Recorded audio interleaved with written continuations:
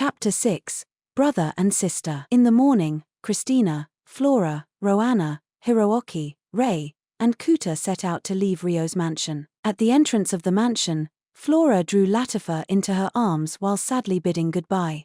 Latifa responded by hugging her back. "It's so unfortunate I have to say goodbye to you, Suzune." "Don't be unreasonable, Flora," Christina said, gently sliding an arm around her sister's back. "Let's have another sleepover soon. Maybe even tonight.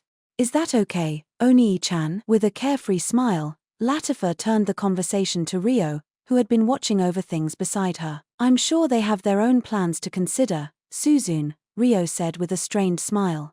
He then turned to Christina and the others. "But feel free to visit again at your convenience." "I wouldn't mind tonight," Flora said restlessly.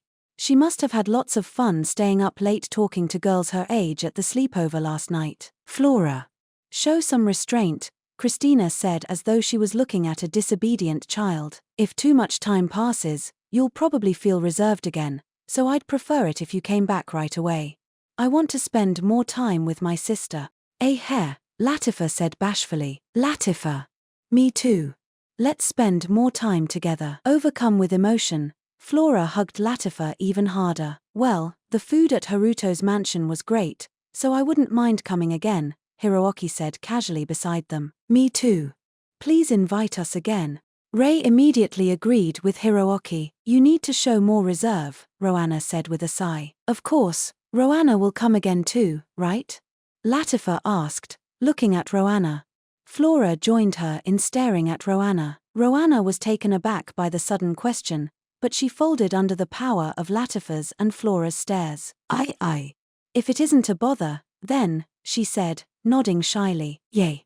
Let's chat lots again tonight." "Yes." Latifa and Flora rejoiced together. Thus, with their next sleepover decided immediately, Christina and the others left the mansion. After seeing Christina and the others off, Rio was summoned by Latifa and Liselot. He went to meet up with them in the parlor, accompanied by Maharu and Oki. There, he was informed of their plans to go out. "You're going to the Rika Guild?" "Yep. Liselot wants to hear our opinions of her new product," Latifa explained cheerfully. "I see." Rio looked over at Maharu and Oki. Last night, Oki had casually agreed to help without thinking, but she hadn't expected Rio to come along, so she now looked rather uncomfortable. "And so, we wanted you to come along, Onii-chan," Latifa said. "I'm fine with it. Is it just the 5 of us?" "Yep." "Are you sure?" Rio asked Liselot as well. "Of course. We're the ones asking you to come. Princess Charlotte has given her permission already, so if you're not busy, we'd like to leave right away." "I see." Rio glanced at Oki's face once more. Could this be? A look of realization crossed Rio's face as he noticed how strangely gleeful Latifa was, grinning from where she sat before him. "Sure, I can go now. But I'd like to talk a little before we leave," he said with a nod, a look of resolution on his face. Latifa tilted her head. "Talk?" "Yes. I'd like to talk to Oki properly." Rio's gaze was clearly fixed on her. "With me?" Oki's body shook as though she had been startled, and her expression stiffened. "Yes. About the memories of Amakawa Haruto that I have. We weren't able to talk about it during the banquet." In contrast, Rio's voice was awkward but gentle, as though he had noticed her nerves and was trying to keep her calm. "In that case, it would be best for us to leave," Liselot said, believing herself to be an outsider who should excuse herself before they started discussing the details.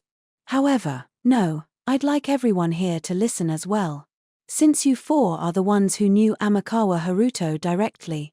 Is that okay?" "Okay." Liselot nodded with a serious look. Maharu and Latifa also gave their silent agreement. "Is that okay with you too, Oki?" Rio asked. "I don't mind." Oki averted her eyes from Rio and nodded, squeezing the hand of Maharu beside her. And so, Rio began speaking. "As you all know, I have Amakawa Haruto's memories. But as I said during the banquet, I consider myself a different person from him." Displeased with Rio's words, Oki pursed her lips unhappily. "Can you tell me what you're thinking, Oki?" "What do you mean what? You just said it yourself, you're not Amakawa Haruto. Why should I have to tell someone who has nothing to do with me what I think of them?" Oki said scathingly. "I don't consider myself Amakawa Haruto. I can't lie about how I feel regarding that. But I realized I shouldn't be running from his memories either. I want to face the life that he lived, and the traces he left behind. Even if you tell me that, there's nothing I can do, Aki said with a frown. It was at that point that Miharu called out to her with a look of determination.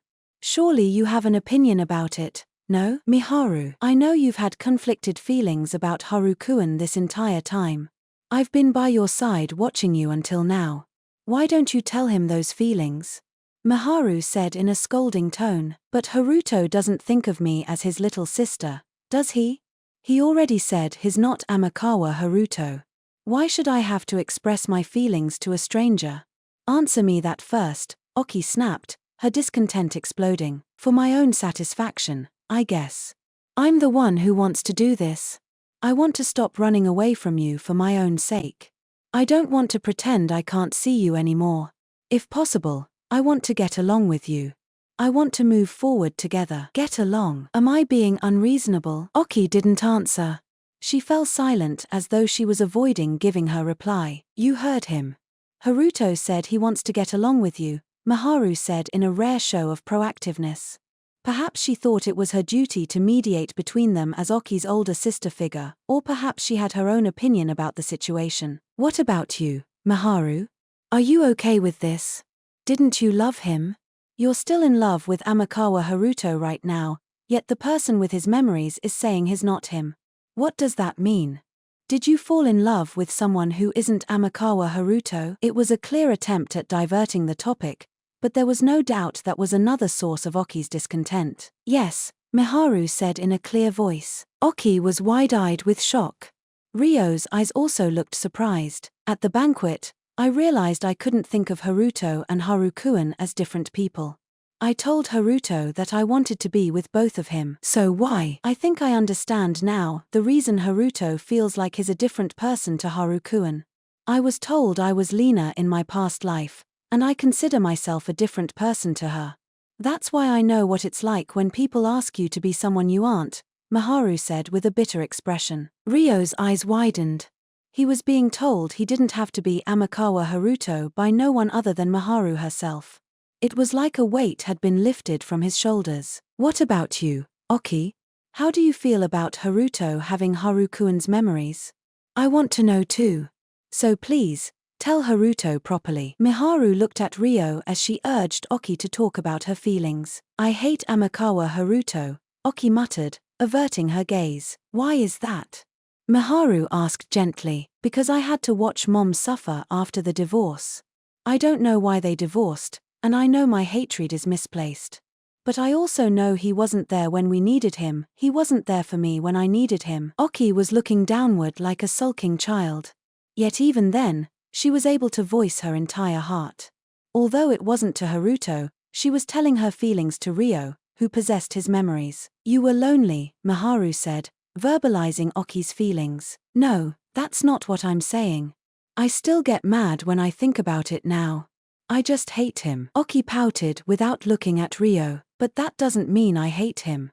I'm grateful for what he's done for us, and I feel bad for all the trouble we caused him during the banquet, she added. I think what he says is right.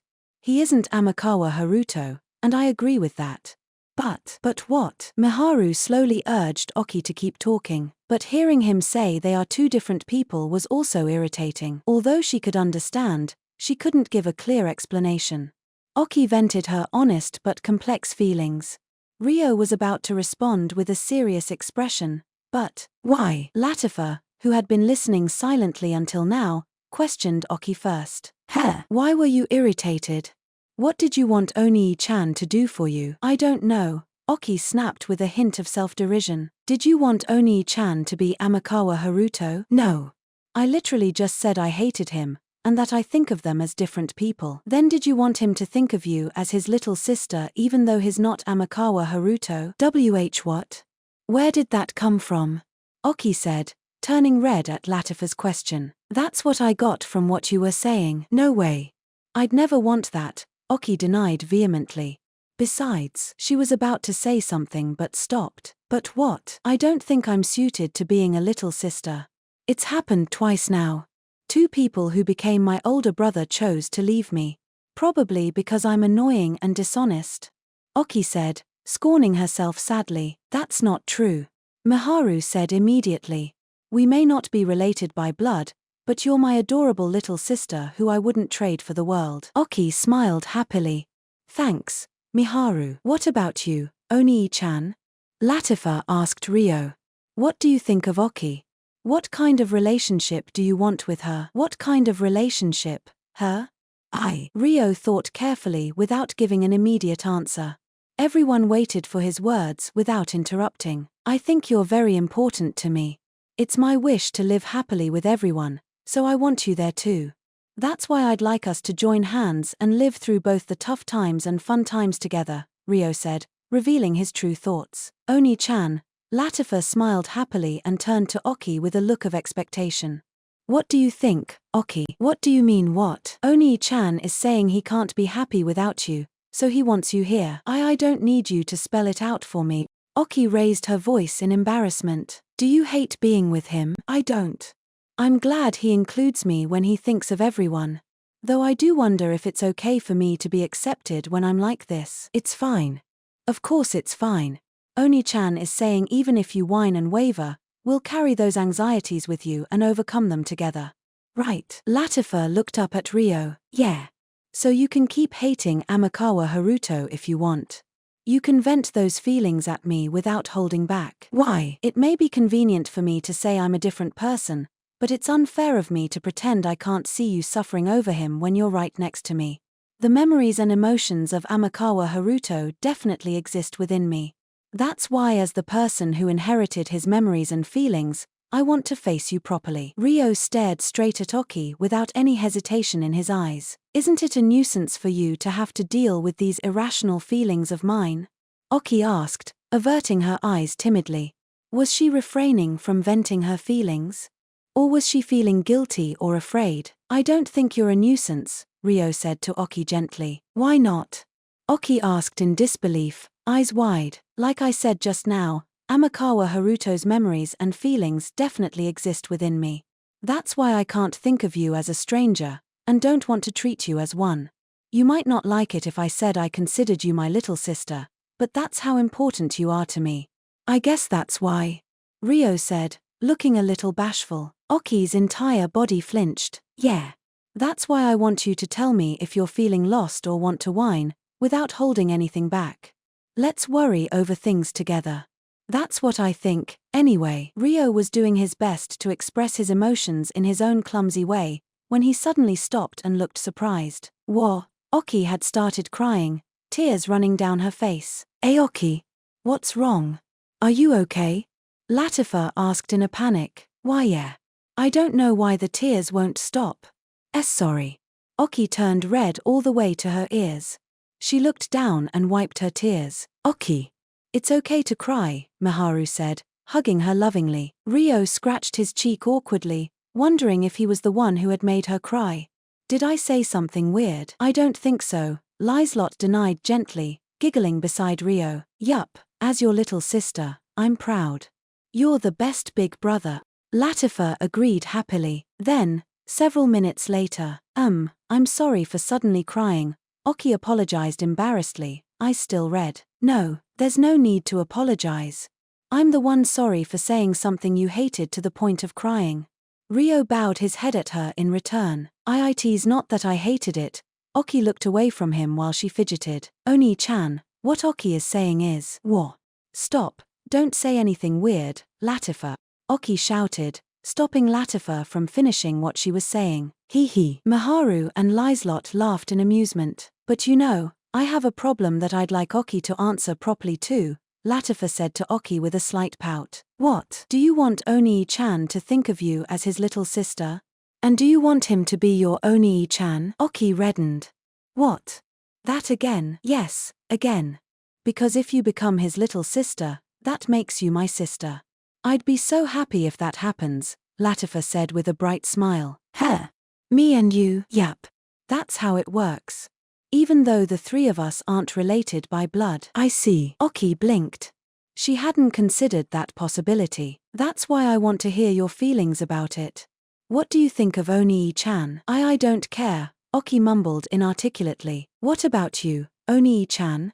Since you're the person with Amakawa Haruto's memories, I want to hear how you feel about Oki. That depends on how Oki feels. Rio shrank back at the direct question from Latifa. I think Oki will be able to be honest if you just tell her you want her to be your little sister. Enough, Latifa. I'm already being honest. Oki yelled in a fluster. Fine.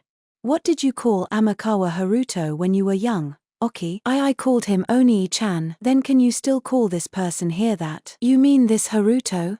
No way, I'd never, Oki said, shaking her head in a flurry. What about brother? What? What are you even going on about? About what you could call Onii-chan? What do you mean? I said I don't want Haruto to be my big brother, Oki yelled, face red. After that, Rio and the others boarded a horse carriage and left the castle. Their destination was the branch of the Rika Guild located in the capital. As guests of President Liselot, the group was given VIP treatment by the store attendants. That being said, they weren't there to spend money today. They were first led to the office to assist with the development of the new products. A wide range of women's clothing being designed by the Rika Guild lined the large table in the room. I think this one needs more volume in the frills. I really like the tiered tulle skirt. It's so cute. I think this one is cuter. Latifa, Miharu, and Oki all gave their opinions here and there. Rio and Liselot sat on some chairs a slight distance away, watching over the three of them. Thank you for today, Liselot, Rio suddenly said to Liselot beside him. For what? Liselot tilted her head like she had no idea what she had to be thanked for. I'm guessing what happened today was because Latifa came to you, right? So that I could talk to Oki. Liselot's eyes widened slightly before she smiled somewhat shyly. You saw through me. But there's no need to thank me for it. I did want to gather opinions about the new product line in development. Thanks to you, I was able to have a proper talk with Oki. Not at all. Even if I hadn't done anything, you would have approached Oki yourself. I have nothing to take credit for. No, I was able to gather the courage thanks to you setting the table for me. If you hadn't done so, I would have taken much longer to do it. I think you were very cool, just like an older brother should be. Liselot praised Rio with a giggle. Ahaha. I'd like to buy you something as thanks. But now that I think about it, this store is yours. You can get anything you want here. In that case, please buy something for Latifa instead. She was really worried about you and Oki. The gaze Liselot watched Latifa with was filled with affection. But after hearing that, Rio decided he had to thank Liselot properly even more. All right, he said with a peaceful nod, grinning broadly. Meanwhile, at the Galark Castle, Stuart was rushing to Duke Gregory's office in a fluster. Enter. Excuse me. Stuart entered the room, panting, with a tense look on his face. Take a deep breath first. Those clothes look good on you, by the way.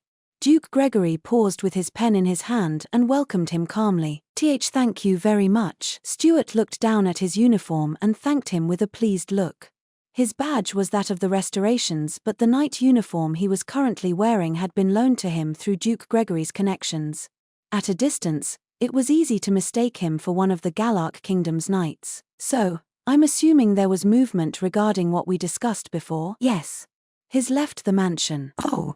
And is he on his way to the castle? No, he boarded a horse carriage headed for outside the castle. How interesting. Excluding attendants, another 4 residents of the mansion boarded the carriage with him. I assume they're either going shopping or to meet up with someone. I see. In that case, this is our chance. If it's outside of the castle, we can run into him without guilt.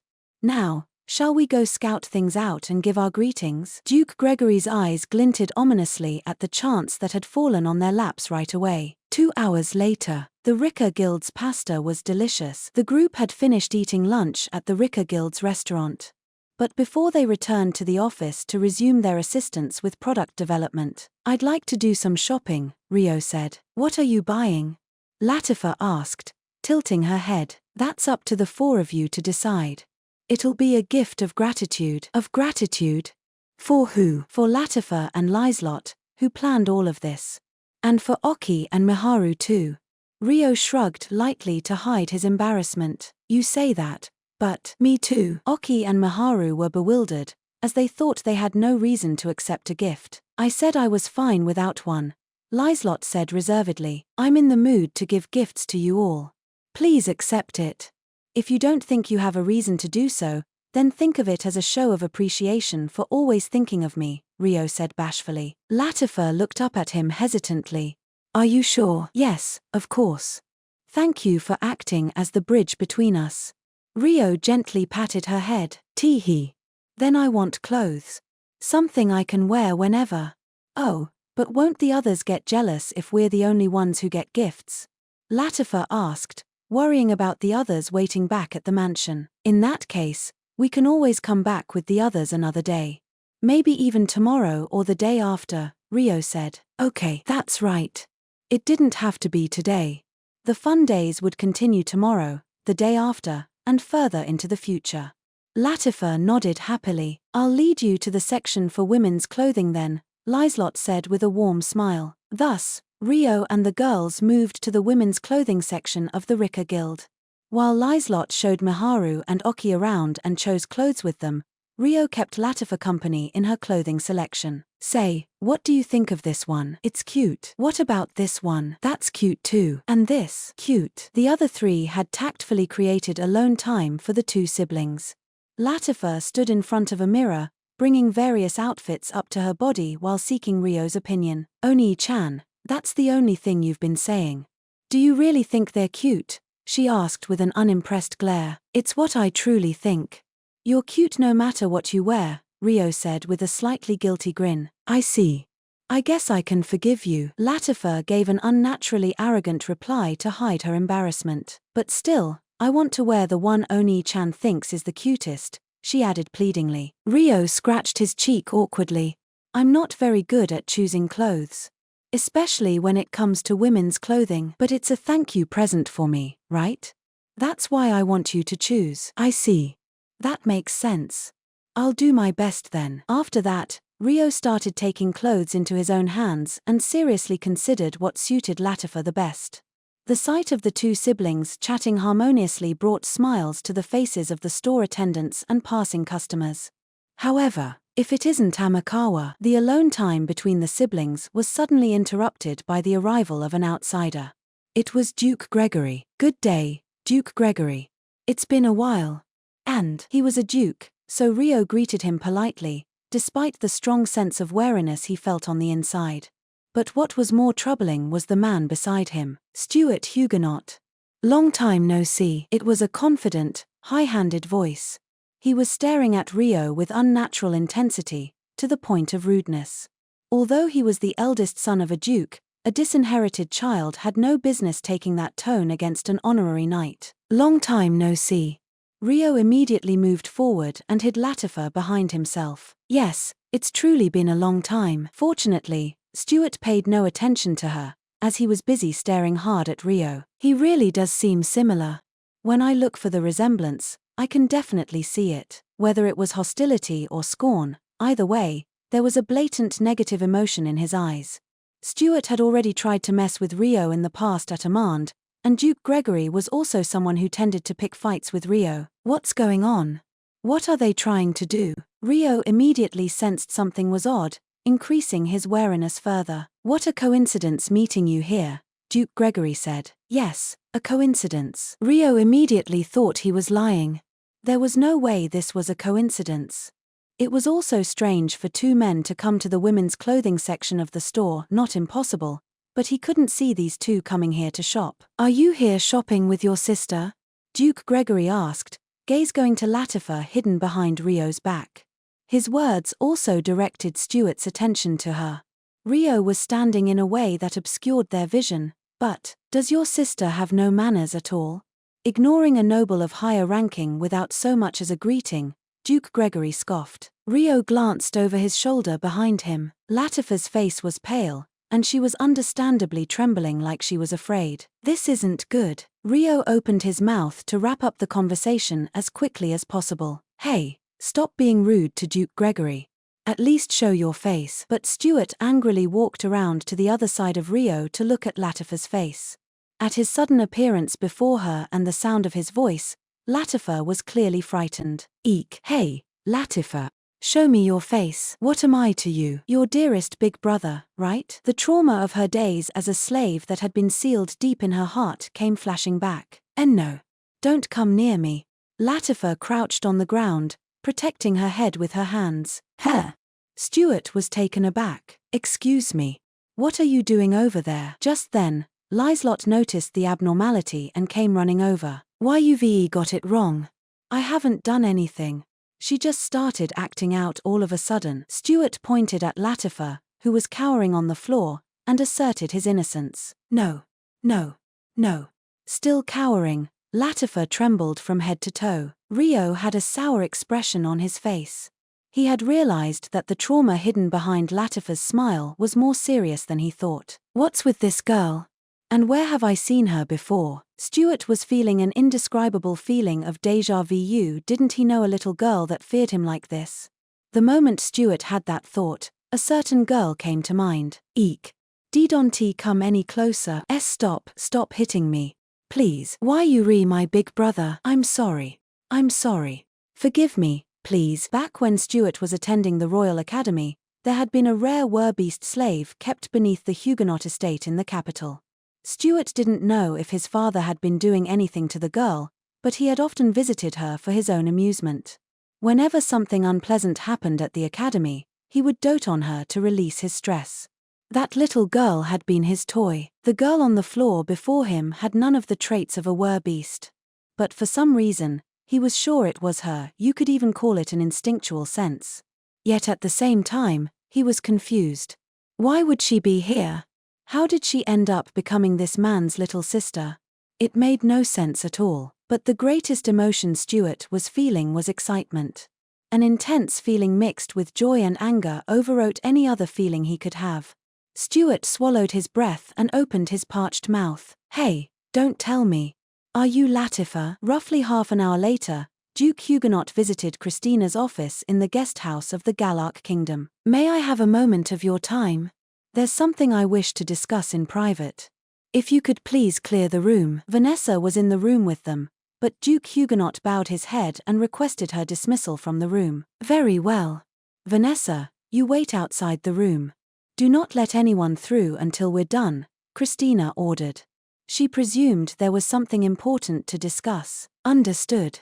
Vanessa bowed respectfully and left the room, leaving the two of them alone. Now, what did you want to discuss? I agonized over this all night.